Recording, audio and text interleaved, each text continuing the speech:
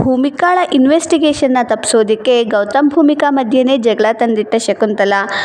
ಪುಟ್ಟಲಚ್ಚಿ kidnap, ಮನೆಯವರಿಗೆಲ್ಲ Gautam class, ಅಮೃತೆ ಧಾರೆ. Bhoomika ಗೊತ್ತಿಲ್ದಿರನೇ ಇನ್ವೆಸ್ಟಿಗೇಷನ್ನ start ಮಾಡಿದ್ದಾಳೆ ಅನ್ನೋ ಅನುಮಾನ ಶಕುಂತಲಾಗೆ ಬರುತ್ತೆ. ಭೂಮಿಕಾ ಹೊರಗಡೆ ನಿಂತು ಕಾಲ್ನಲ್ಲಿ ಮಾತಾಡೋದನ್ನೆಲ್ಲ ಶಕುಂತಲಾ ಅಬ್ಸರ್ವ್ ಮಾಡ್ತಾ ಇರ್ತಾಳೆ. ಅವಳು ಎಲ್ಲಿ ಹೋಗ್ತಾಳೋ ಅಲ್ಲಿ ಫಾಲೋ ಅಪ್ ಮಾಡಿ ಕದ್ದು ಅವಳು ಮಾತಾಡೋದನ್ನೆಲ್ಲ ಕೇಳಿಸ್ಕೊತಾ ಇರ್ತಾಳೆ. ಅವಳು ಹೋಗಿ ಇದನ್ನೆಲ್ಲ ಲಕ್ಷ್ಮೀಕಾಂತ್ಗೆ ಪಿನ್ ಇಡ್ತಾಳೆ. ಅಣ್ಣ, ಆ ಭೂಮಿಕಾನ ಸುಮ್ಮನೆ ಇದ್ದಾಳೆ ಅಂತ ಅಂದ್ಕೊಂಡಿರೋದೇ ತಪ್ಪು. ಅವಳು ಆಗಲೇ ಇನ್ವೆಸ್ಟಿಗೇಷನ್ ಸ್ಟಾರ್ಟ್ ಮಾಡಿದ್ದಾಳೆ. ಆ ಮೈಕ್ ಹಿಂದೆ ಇರೋರು ನಾವೇನೆ ಅಂತ ಗೊತ್ತಾದರೆ ಅವಳು ನಮ್ಮನ್ನು ಸುಮ್ಮನೆ ಅಂತೂ ಬಿಡೋದಿಲ್ಲ ಅಂತ ಹೇಳಿ ಹೆದರ್ತಾ ಇರ್ತಾಳೆ. ಇನ್ನೊಂದು ಕಡೆ ಭೂಮಿಕಾಗೆ ಆಲ್ರೆಡಿ ಗೌತಮ್ ಕ್ಲಾಸ್ ತೊಗೊಂಡಿರ್ತಾನೆ. ಹೊರಗಡೆ ಕೇಳ್ದಿರ ಎಲ್ಲೂ ಹೋಗ್ಬಿಡಿ ಅಂತ. ಆ ಮಾತನ್ನು ಮೀರಿ ಸಚಿನ್ ಜೊತೆ ಇವತ್ತು ಕೂಡ ಭೂಮಿಕಾ ಹೊರಗಡೆ ಹೋಗಿದ್ದಾಳೆ.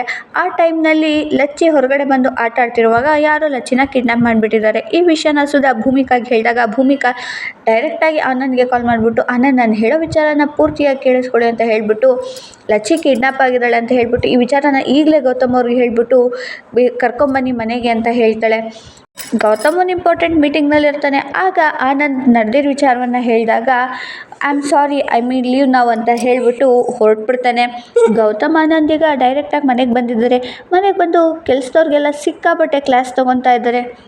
ಅಲ್ಲ, ಒಂದು ಮಗುನ ಮನೆ ಒಳಗೆ ಬಂದು ಕಿಡ್ನಾಪ್ ಮಾಡಿದ್ದಾರೆ ಅಂದರೆ ಪ್ರಜ್ಞೆ ಇರಲಿಲ್ವ ನಿಮಗೆಲ್ಲ, ಎಲ್ಲಿ ಹಾಳಾಗಿ ಹೋಗಿದ್ರಿ ಅಂತ ಬೈತಾ ಇರ್ತಾನೆ.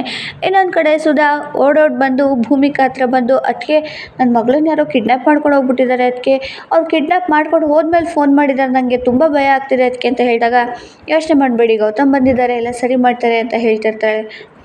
ಅಷ್ಟರಲ್ಲಿ ಗೌತಮ್ ಭೂಮಿಕಾಗೆ ಬೈಯಕ್ಕೆ ಶುರು ಮಾಡ್ತಾನೆ. ಅಲ್ಲ ಭೂಮಿಕಾ, ನೀವಾರು ಲಚ್ಚಿನ ಮಗುನ ಚೆನ್ನಾಗಿ ನೋಡ್ಕೊಳ್ಳೋದಲ್ವಾ ಅಂತ ಹೇಳಿದಾಗ ಶಕುಂತಲಾ ಕರೆಕ್ಟ್ ಟೈಮ್ ನೋಡ್ಕೊಂಡು ಫಿಟ್ಟಿಂಗ್ ಇರ್ತಿದ್ದಾಳೆ.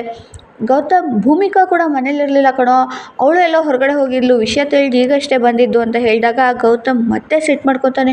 ಮತ್ತೆಲ್ರಿ ಕೇಳ್ದಿರ ಹೋಗಿದ್ರಿ, ಗೊತ್ತಾಗಲ್ವಾ ನಿಮಗೆ ಅಂತ ಮತ್ತೆ ಶುರು ಮಾಡಿದ್ದಾನೆ ಜಗಳನ. ಭೂಮಿಕಾ ಇದನ್ನೆಲ್ಲ ಹೇಗೆ ಫೇಸ್ ಮಾಡ್ತಾಳೆ, ಶಕುಂತಲಾ ಸೃಷ್ಟಿಸಿರೋ ಈ ಚಕ್ರವ್ಯೂಹದಿಂದ ತನ್ನ ಪರಿವಾರನ ಹೇಗೆ ಕಾಪಾಡ್ಕೊಳ್ತಾಳೆ ಅನ್ನೋದನ್ನ ನೆಕ್ಸ್ಟ್ ಎಪಿಸೋಡ್ನಲ್ಲಿ ನೋಡೋಣ. ಇದಿಷ್ಟು ಜೀವ ರಿಲೀಸ್ ಮಾಡಿರೋ ನಾಳಿನ ಪ್ರೋಮೋ. ನೆಕ್ಸ್ಟ್ ವಿಡಿಯೋದಲ್ಲಿ ಮತ್ತೆ ಸಿಗೋಣ. ಅಲ್ಲಿವರೆಗೂ ಬಾಯ್ ಬಾಯ್.